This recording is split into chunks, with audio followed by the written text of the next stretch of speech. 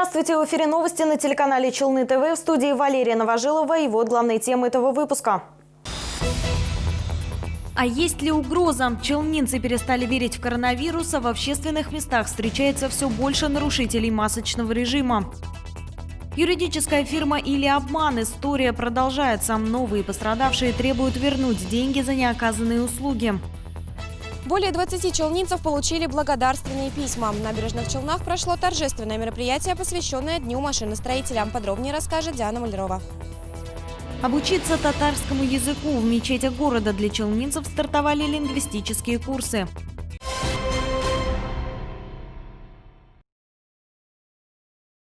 Расслабились. Челнинцы стали все чаще игнорировать масочный режим и социальную дистанцию. Вероятно, снятие ограничений повлияло на то, что COVID-19 перестали воспринимать всерьез. На нашу горячую линию неоднократно обращались горожане, которые жаловались на большие очереди в поликлиниках и на отсутствие средств индивидуальной защиты у пассажиров общественного транспорта. Наша съемочная группа проехала по городу и проверила, как сегодня соблюдаются элементарные правила профилактики коронавируса. В первую очередь мы заглянули в третью поликлинику. Горожане присылали нам фотографии, на которых в очередях не соблюдается социальная дистанция, а некоторые пациенты даже не надели маски. Такую ситуацию застали и мы. На вопрос, почему без маски, пациенты либо уходили от ответа, либо ссылались на ухудшение здоровья. В кармане маска, просто дышать не могу, горло болит. Если я одену маску, вообще задохнусь. Не выходит, никто не говорит, соблюдайте дистанцию, наденьте маску. Говорят, про маски говорят, а про дистанцию я не слышала. Про маски говорят постоянно.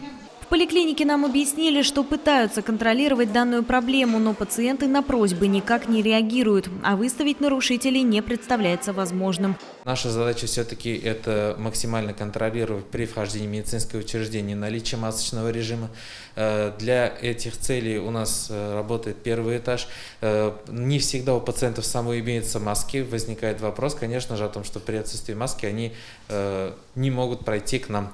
Для этого, конечно, решается вопрос. На первом этаже у нас работает аптека. В торговой сети ситуация аналогичная. В масках большинство, но не все. По словам охранника одного из магазинов города, говорим, просим, но бесполезно. Говорим, это вон покупают пусть это, да. Так. Тут есть где купить маску? Да, есть вот. Вот купить, и у нас вот маски продаются.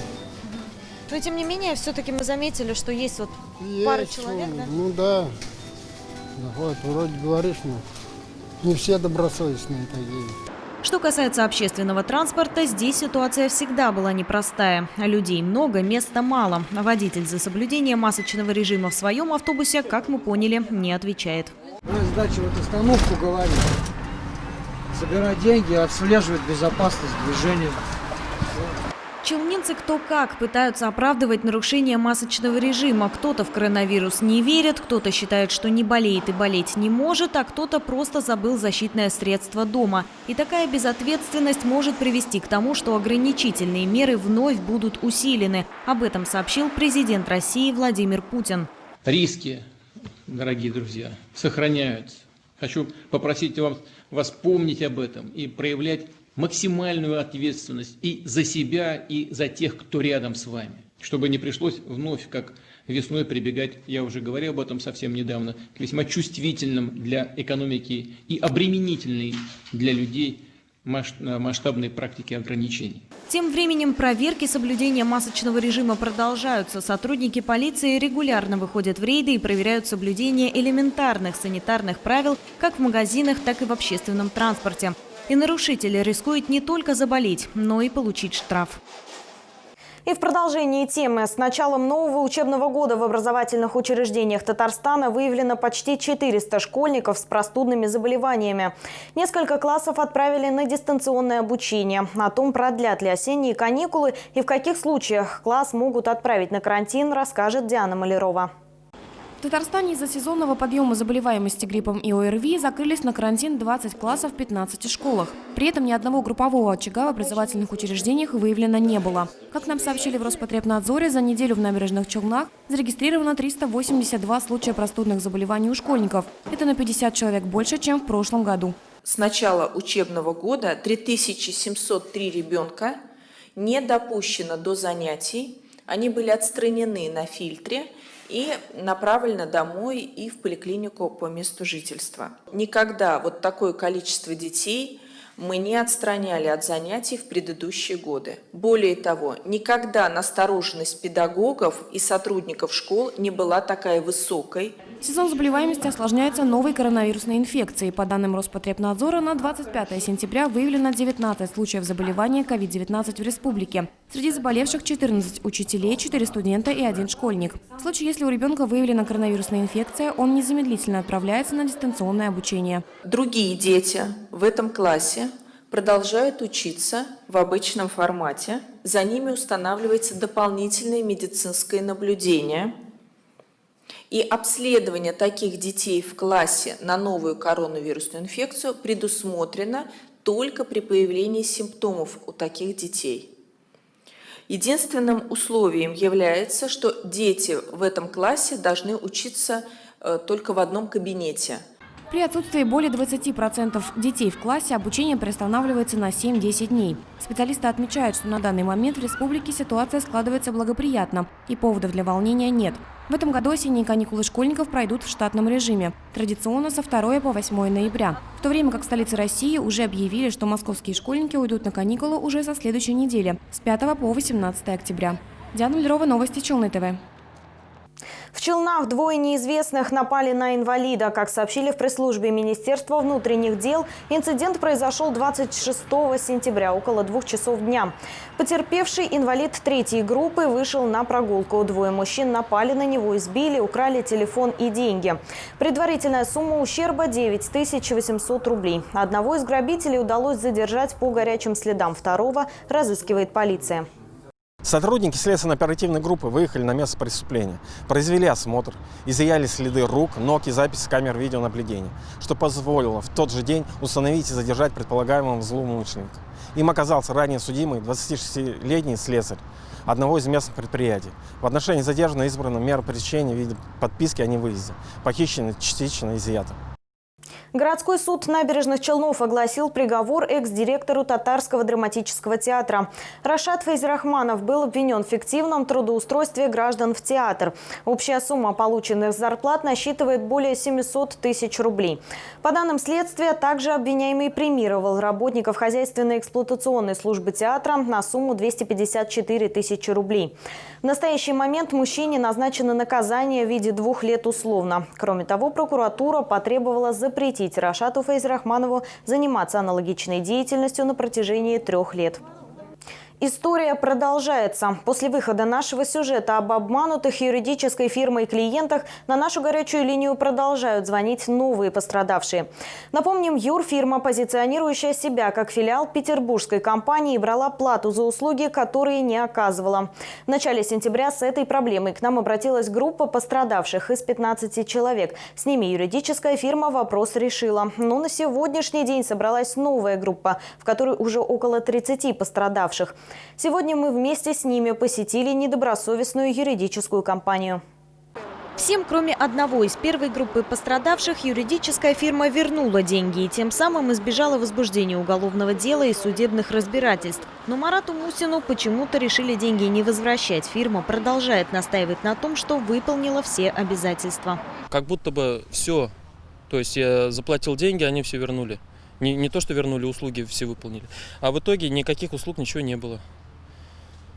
Что суды были, вот у меня 2 суда прошло. Никого не было на судах. У новой группы обманутых клиентов история та же, что и у первой. Провели консультацию, обещали решить все проблемы, брали деньги и тянули время. При этом стоимость услуг заоблачная, а результатов 0, рассказывают челнинцы.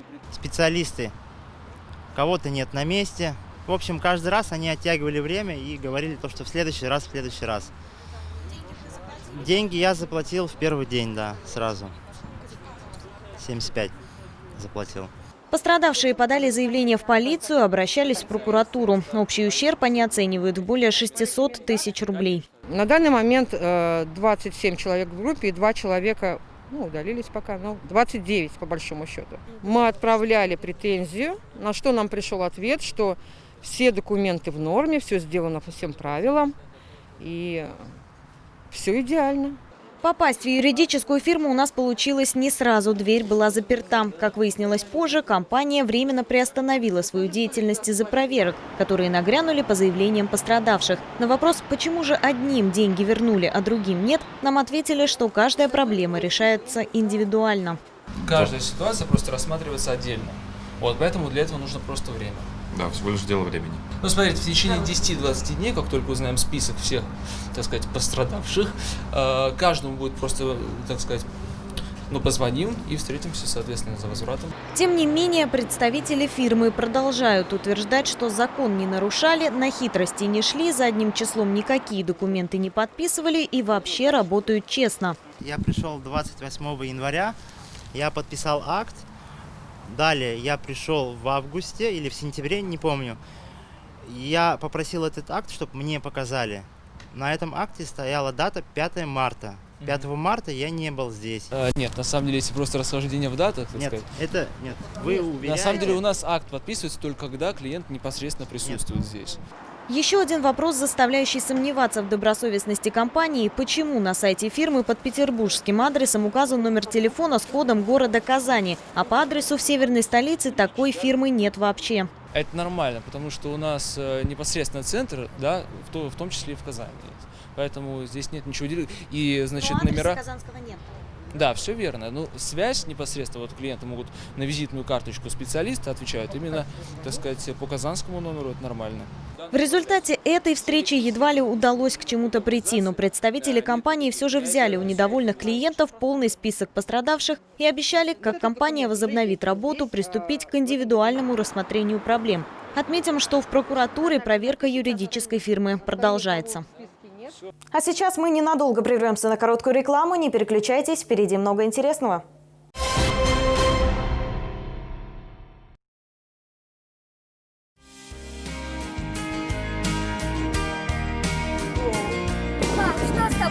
Заботиться о самых близких теперь легче. С компьютерной томографией в Татклиник. Запись по телефону 78 03 03. Массажное кресло Ямагучи X создано, чтобы полностью изменить представление о массажных креслах. Первое в мире кресло с двойным массажным механизмом. Система сканирования, графеновая технология прогрева.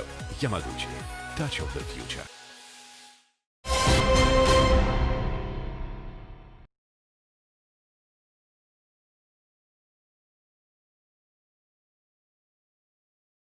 Вы смотрите новости на телеканале Челны ТВ, и мы продолжаем. Что делать, если кадастровая стоимость объекта недвижимости определена неправильно? 30 сентября с 8 утра до 12 дня челнинцы могут обратиться с этим вопросом к специалистам. Горячая линия организована по номеру 8 843 255 25 71. Специалисты помогут разобраться, куда и на каком основании обращаться за пересмотром оценки, какие потребуются документы, а также узнать о последних законодательных изменениях в сфере определения кадастровой стоимости. КАМАЗ – это наша любовь, гордость и опора. Челнинцы с особым уважением относятся к полувековому достоянию города. Сегодня в ЗАГСе состоялось торжественное мероприятие, посвященное Дню машиностроителя, где приглашенные гости обменялись теплыми пожеланиями и дружескими рукопожатиями. Поздравляю с Днем машиностроителя. Желаю безупречных технологий и новых идей для реализации наших проектов. Заслуженные работники сферы машиностроения разделили свой профессиональный праздник с коллегами. Музыканты и танцоры города подготовили показательные выступления для приглашенных гостей. На мероприятии побывал и председатель правления машиностроительного кластера республики, который выразил особую благодарность нашему городу. Вы нам одним из первых Российской Федерации и в Республике Татарстан разрешили выйти на работу. За это машиностроительный кластер Республики Татарстан и машиностроители города вас очень благодарят своим экономическим показателям. Поверьте, ни одна компания сегодня не находится в предбанкротном состоянии, а более трети компаний показывают рост за счет импортозамещения по поставкам в Китай и готовятся к серьезным поставкам даже в европейские страны. В прошлом году КАМАЗ отметил свой 50-летний юбилей, и, несмотря на опыт, каждый день продолжает совершенствовать качество производимой работы. Как отметил мэр города Наиль Магдеев, в объеме отгруженной продукции челнов почти 75% занимает отрасль машиностроения. Мы выпускаем продукцию для нефтехимической, нефтяной промышленности, выпускаем сложное оборудование для энергетики, специальные автомобили для обороноспособности нашей страны. Одним словом, линейка выпускаемой машиностроительной продукции достаточно широкая. 21 сотрудника автогиганта КАМАЗ сегодня наградили почетными грамотами за достижения и многолетний труд, и немалый процент из них – молодые специалисты, за которыми стоит будущее нашего города. Диана Малярова, Сергей Кищенко, Новости Челны ТВ. В 9 мечетях набережных Челнов стартуют курсы по изучению татарского языка. Курсы будут проходить с 1 октября по 30 апреля. Подробную информацию мы готовы вам рассказать в нашем следующем сюжете. Мечеть Нур-Ихлас готова к курсам под названием «Мы татары». Занятия начнутся с 1 октября. Если 3 года назад обучение проводилось только в Белой мечети, с этого года посещать эти курсы возможно будет в 9 мечетях города. Кто хочет изучить татарский язык, тем более татары, которые не знают своего языка, будут изучать свой родной язык. Родной язык. И почему? Потому что мы все-таки ведь в мечетях проповеди проводим на татарском языке, и многие, которые приходят в пятницу, просто не понимают. Поэтому, исходя вот из этого, тоже, чтобы понимали, чтобы могли разговаривать, понимали наши проповеди, мы, исходя из этого, начинаем как раз вот эти вот курсы. Группа будет состоять из 15-20 человек. Несмотря на национальность и возраст, записаться на эти курсы могут все желающие. Занятия проведут лучшие учителя набережных Челнов. Группы сами определят удобное для себя время. Из-за пандемии одно из условий будущим ученикам – сохранять дистанцию и не забывать средства защиты. Занятия будут проводиться 2 раза в неделю, то есть они тоже выберут дни по 2 часа. 2 часа, иншаллах, мы в течение 3-4 месяцев должны закончить эти курсы. И думаю, что наши ученики, Аллах бирса, иншаллах, они научатся все-таки разговаривать и писать на татарском языке. Обучение бесплатное. На курсы татарского языка можно записаться в мечетях. Слушателям, успешно окончившим курсы, будут вручены сертификаты. Елена Кириллова, Диана Малярова, Ленар Султанов, Новости Челны ТВ. Каждому необходим день, когда можно оставить всех. К примеру, одному пойти погулять по осеннему парку. Лучший день для такой затеи – это День осеннего одиночества, который отмечают сегодня, 29 сентября, во всем мире. Удивительно, что этот день перекликается с Днем сердца. Учеными признано, что одиночество – главный враг сердцу и сосудам. Опасность одиночества заключается и в том, что оно может перейти в долгосрочный период и вызвать депрессию. Сегодня мы узнали у челнинцев, как они борются с одиночеством. Любить людей. Навстречу все вот идут, вот, любовь посылать людям, наслаждаться вот жизнью и не сидеть в своей скорлупе, не зацикливаться на своих проблемах. Они тогда все проблемы уходят. Познакомиться, чтобы друзей было много. Больше двигаться, ходить. И обязательно. Вот в парк, пожалуйста, и найдете здесь друзей. Будете общаться и не будете одинокими. Ну, надо любить людей, подружек своих. Мы с одного дома. Да. 30-11. Нет, правда. Стройки. Соседи должны дружить и быть всегда вместе и в горе, и в радости. Надо общительным быть, людей любить. И все, с одиночества выйдешь. Побольше двигаться, больше знакомств заводить. Да. И общаться вот так. Я незнакомый человек встретился ему. Я свои проблемы рассказал, как я решаю. Он свои рассказывает. И все. Ну а насчет женского пола тоже надо любить. Я не знаю даже. Не знаете? Я вот уже 3 года одна живу. У меня 2 подруги есть. Одна на ГЭСе живет, одна в 40-м комплексе. Вот я с ними, в общем-то, иногда общаюсь. По субботам и воскресеньям в основном. А так я сюда прихожу 2 раза в день. А сейчас с новостями погоды вас ознакомит Ольга Гайдабура. Сразу после них новости на татарском языке.